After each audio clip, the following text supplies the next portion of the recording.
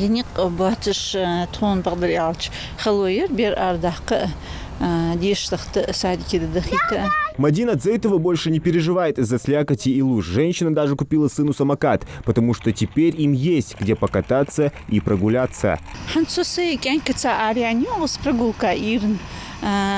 Хот кылчым арвал чвал низгумы масняна. Хансу тай самокат ица уже хахлыждык тоня католдани. Хосхетж о ариали ардолит веян ардян бирча ишжи ясани мехтикш ермник махбац озумка дукам хылдижды йыки ерханс хаюля мехтикш махкияц нахбахиша дукамчи оз. Жители улицы Харланова очень ждали таких преображений. Работы еще не до конца завершены, но дорожники уже на финишной прямой. Протяженность улицы 615 метров, ширина 5. Строительство ведется за счет местного бюджета. Дорога прокладывалась в связи с обращениями граждан.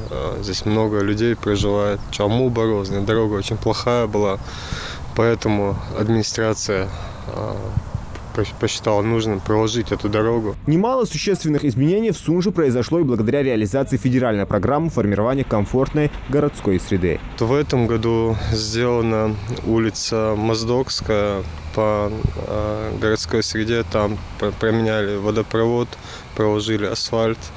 По улице Энгельса также сделали тротуар, освещение. По улице Аланская также проложили водопровод, тротуар, освещение.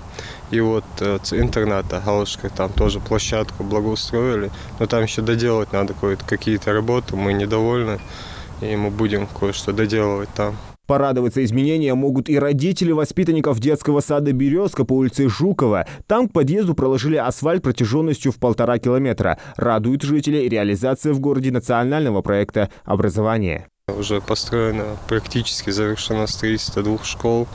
Также начато строительство садика, еще одной школы. Также в рамках программы «Городская среда» благоустроено несколько территорий в городе.